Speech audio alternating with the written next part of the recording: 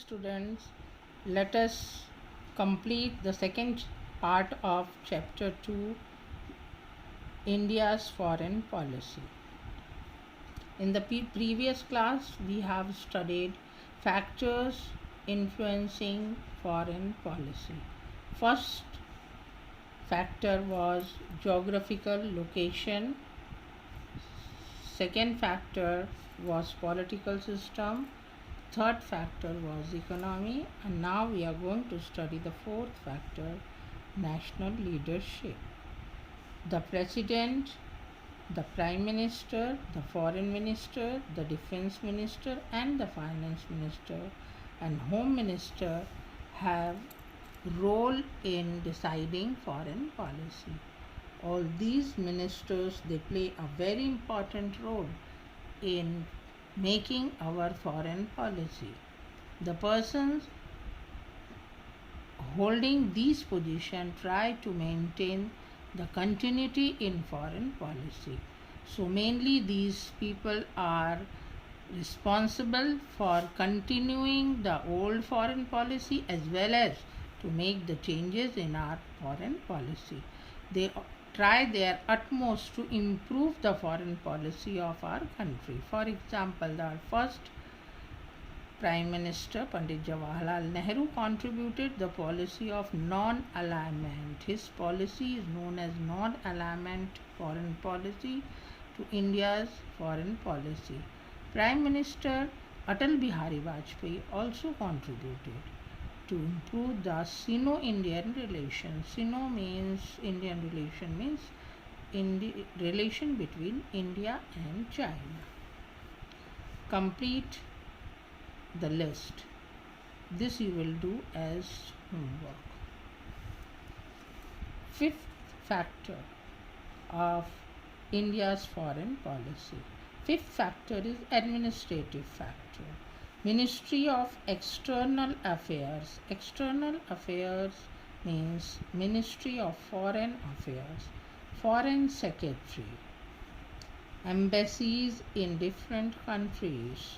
Embassies means, children, we have political relationship with many countries and we send our one ambassador there in that country to keep political relationship with that country, as well as the other countries' ambassadors also reside in our country. So that place where these ambassadors live is known as embassy. Diplomatic officers, they play a very important role in administrative factor.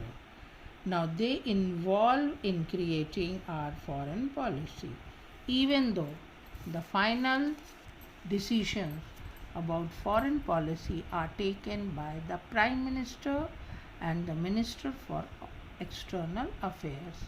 It means the people, those like for Ministry of Foreign External Affairs, Foreign Secretary, they make the policy, but the final decision is taken by Prime Minister and the Minister for External Affairs.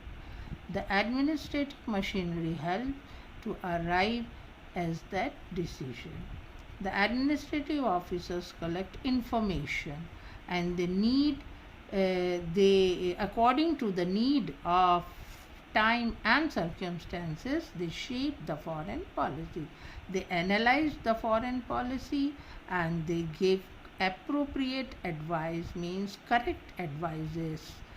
The National Security Advisor also completes this task. This is a very important post because the National Security Advisor complete the task of making our foreign policy.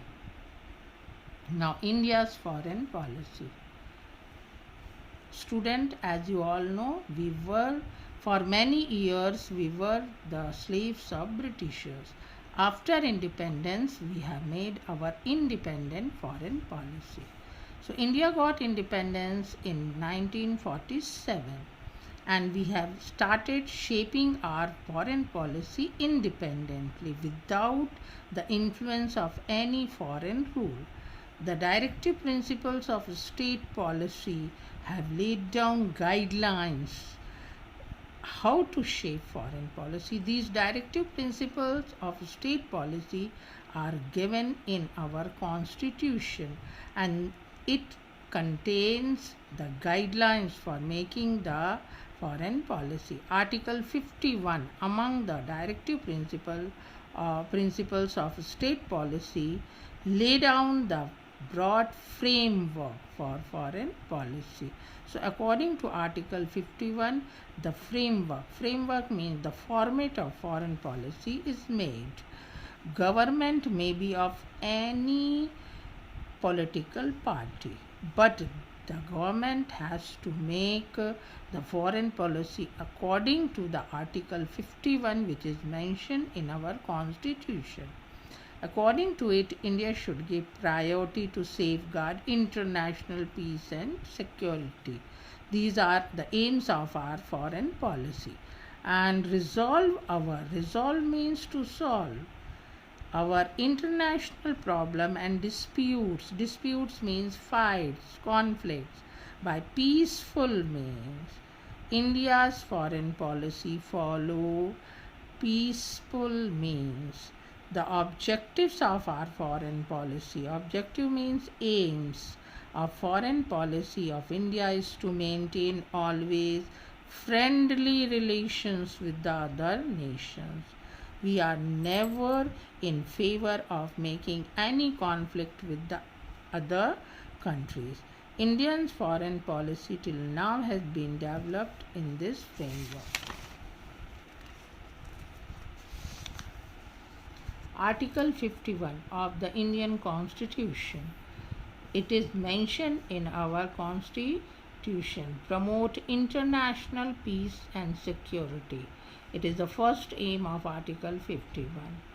Maintain just and honorable relations with nation. Honorable relation means give respect, take respect.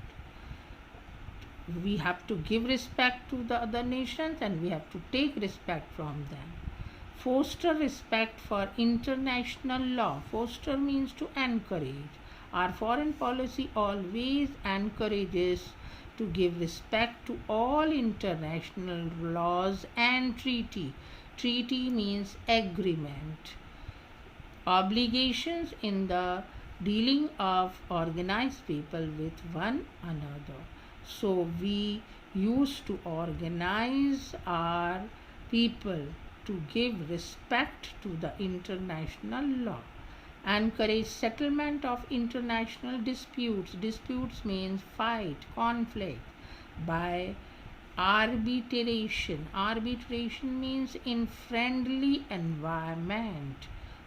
India always wants to have peaceful dialogue to settle down all the problems with the foreign countries. Some more objectives of our India's foreign policy. While maintaining friendly relations with the neighboring countries, we have to ensure first our defense and security of our country. We never compromise with the defense and security of our country, as well as with our geographical borders. Protect the unity and integrity of our country. Protect the interest of India's citizens living in other countries. This responsibility is fulfilled by the India's embassies there. So many a times when second objective of India's foreign policy is to protect the unity and integrity of the country.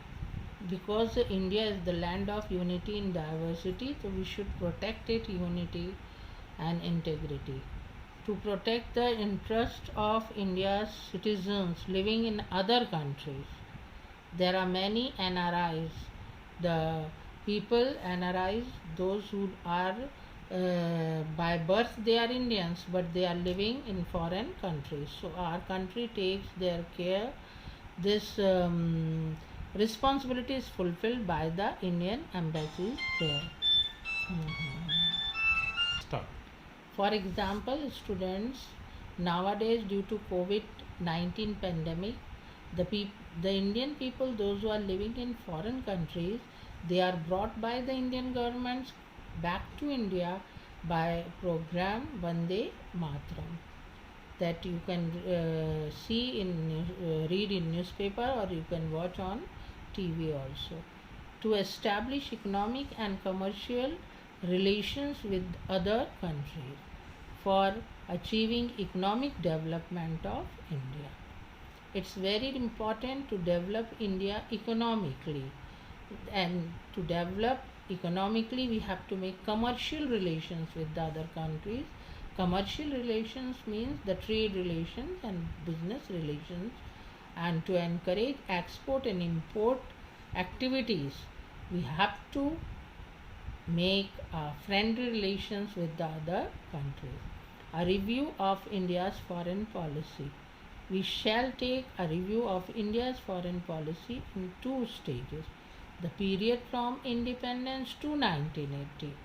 So, the review or a glance or a look on India's foreign policy is here divided into two stages. First stage is from independence from 1947 to 1990, and that is considered as first stage, and second stage is considered from 1990 till date.